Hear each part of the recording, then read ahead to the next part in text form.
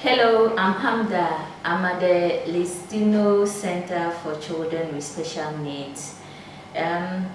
When you come here, if you observe that your child have certain symptoms that you don't really understand, it is the best thing to come here for advice. Sometimes we parents, we don't really know what is going on with the child until it's too late. I will advise every parent that is seeing something likewise or otherwise in the child to come. When you come here, they handle children with autism, children with attention deficit disorder, hyperactive disorder, and a lot of things that you might not even know exist around. So I'll urge each and everyone to come here and then try to help your child if your child has certain most of these things that I mentioned, so that it will help the child to be independent. If the child is independent, you are also free, and you can go around to do your own thing. So I'll urge each and every parent who is having such a child to come here. It is a good place and you will never be disappointed. Liztino show is live on Facebook and on YouTube every Friday 4 p.m. Do make a time. Do not miss it. Bye-bye.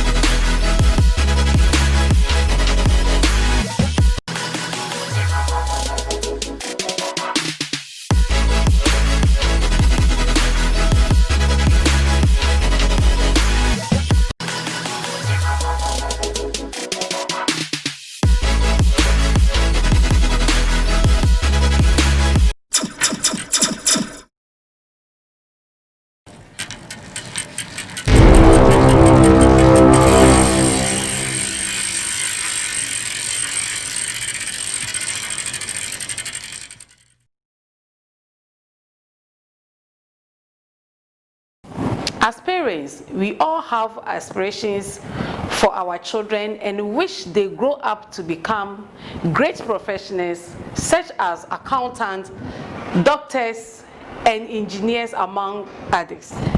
The child in question may start very well, but along the line, you may sometimes observe developmental, behavioral, and cognitive challenges that make us think that all hope is lost.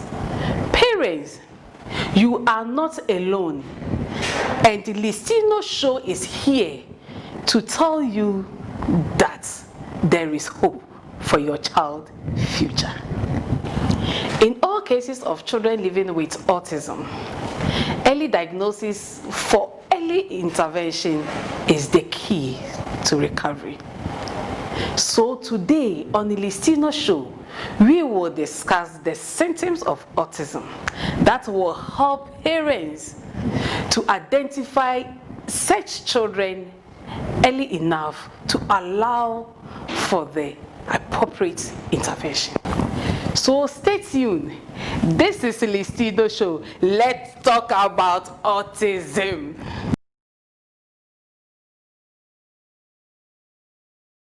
My name is Susanna Gabra.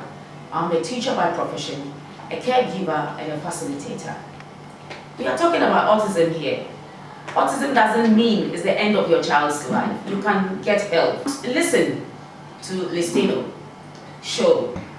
Let's watch Liztino show Fridays 4 p.m. and let's learn more about autism, attention deficit disorder, hyperactive disorder, and other disorders or other needs that our kids need. Parents, let's watch Liztino show and you learn a lot and you acquire knowledge. Thank you. Hello, special people.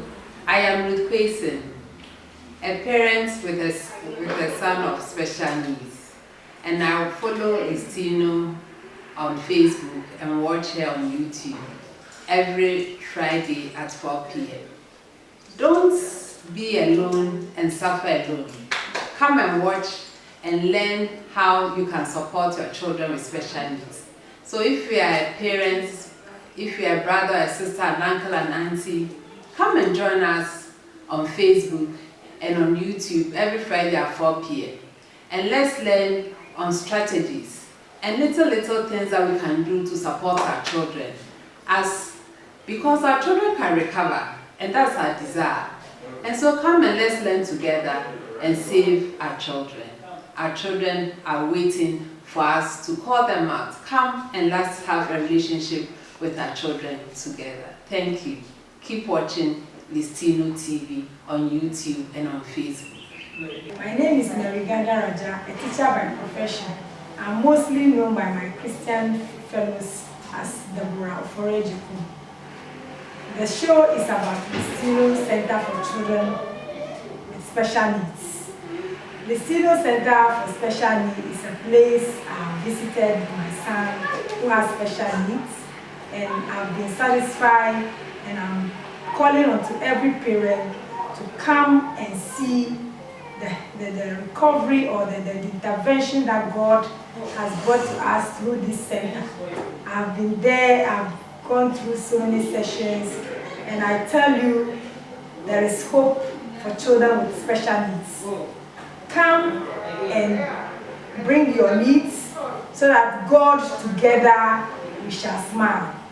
Let your children's independence be your priority. Children with special needs also need their life to live. They need their independence. This is a place where God, through the CEO, brings intervention, and then together we'll smile as children, as parents with children with special needs. Thank you. My name is Linda Atoe. I'm a businesswoman. Liztino Center for Children with Special Needs. It's a place parents having children with autism can come for support and help. So I'm inviting all parents to watch Liztino's show on YouTube and on Facebook. Thank you. Hello, a friend me Abigail Boating, me early childhood teacher. Na me friend Liztino show. Me eji obia so obia be friend Liztino show. Esa me say oboye mma. Papa mamunya hodi. No bi obehwe bia so na ni be gi ho.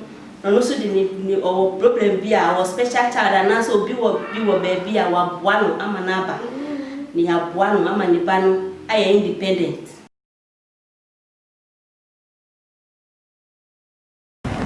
My name is Angel Akwabetino, a counselor, a CEO of Liztino Center for Children with Special Needs. We are here once again in your homes, in the cars, and to talk more about autism. As a Liztino show, we say let's talk about autism. When you talk about autism, almost every day I will define it for you to know that maybe it's today that you are not getting it, or maybe tomorrow you'll be getting it well. So let's define about the autism, and then get more explanation. Then you go on to our main discussion as the symptoms to see that the child is having issue or who is having the symptoms of autistic child. You talk about it. So when you talk about autism, it's not a mental illness, but the sensory processing disorder. It is a developmental sometimes, and it is a spectrum. Somebody may say that for them, their family, when their pregnancy was perfect, they haven't seen any such people in their family or something. This tells you that those are the people is the developmental. The child's developmental, maybe you see one or two issue. So today our main topic will be the symptoms that will let you identify a child in your home, the churches, schools, and even your area that you are, so that if the early intervention will really help that child. ye behwe nia ema ye ma no ye behu se akra we wo tibie bi a ye friend no autism no se uhu ne ntem a utumi so ano ntem se ye be ya akra no obedi ne ho anaso obeye independent nti se ye ka de edikan a ni obehu ne se every 12 months ekono ubo akola ni din a onti ana say wo friend now we ye on to me and respond by my name eno ne de edikan enkwala no bi soso nia we de behu wo mo ne say they don't share interest with others to say bi ankwala bi di agro baby ana say omo share bibi omo kura toy bi ya on fa wo ho so de be ma no wo fa ma no there's nothing like interest bia wo mu a obe who say oh okay we now be kitanti let me also go and show some interest na me say oh former me play bia na say nothing like that. Inappropriate facial expression who say akwale so sere so su ade obi e be sere no be hu so ho ape no no kwa wa so su obo se ohwa no no esre nti hu pote se na ye ni jida se na ye ni sidie da. So that's kind of inappropriate facial expression. And then we talk about them they don't understand like on TBBA say ebia oh yeah business way say wo pese ebia ha na so di agro efa ne boundaries ni enti ha na eso na agro na eso di na ne line wa draw line no ono kwan dey there's no way obe etiase say sa line we no twa ma ne say ono eso di na agro efa omompe physical contact to say bia wo de won say keka no but be so no momo e de won say keka to say bia wo de na kwa barbering shop na okoyi ni tini ade no be hu say with the machine ni can that kind of sound touch na e can no you may feel be hu say na opre either so osu and on na wo e pre so bebre and na obo say omo che e wo kasa that's the delay speech and then language skills into bones and that kind of speech no bones ma entene no I say chasi or start about or yere no so or can be dada mama but be hu an all of a sudden na atiko na obehu no na I say niema insisi so sa if you bones all of a sudden na kasa no atiko kra. That's the skills no they have trouble to understand others' feeling, and then they can't talk about their own feeling too. In fact, this one is very unfortunate that when something or somebody is doing something to them, it to be hardly for them to talk about it. Say we I am say and I say we I am say and now wo the wo fam no so ohun tibia bia wo kom say bia wo feelings na say ya na wo mood way you want to nkasa na say they don't know that kind of thing. Your kwala ni bi wo hwa especially mo ewo kasa no say wo bisa na asem a to say bia we bisa ne say asem ni so of you so be ma wo answer no ewo no ho no bo say de emfa ho no eno ena ya no tie the answer no emma ena to say obia hwe ana point baby no so point baby foforo on di ana say on respond to where everybody is pointing but one so so hwe ni baby does not wave to say bia when you bring the baba wo akwala no ye no baba no na ono so either say or who no opposite side into no so the or ye baba rehwe ne nsem ananim ebi also cry onye cry nti on respond to things like that.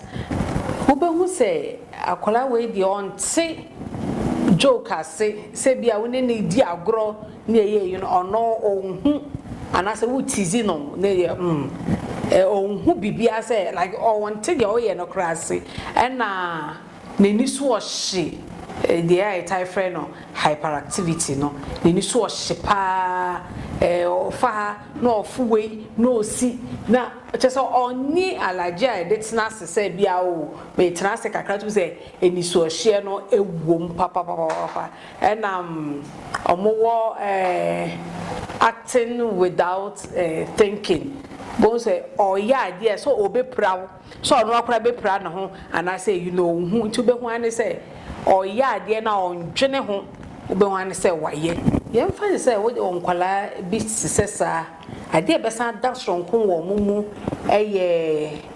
bibi say oni omo tena sese bia wo kire na de ana yes ye mfa say obe hu say otena se kakre bia no asori on sheda ni time I no nobody who says we are not like I said we do say bibi na wo mutu or very short attention alternate any no or sorry alternate we need that kind of attention no to even teach them and they are very aggressive more aggressive pa say or ji ade wo ho so especially more that kind of aggressiveness no bon say or gene ni bre so or gene force and onim say bia idea meje wo me ana say eni wo me yon kwala ni bi so a obehu ni say okeka na ho opra na ho obehu say blade no benya na odi twitwa na ho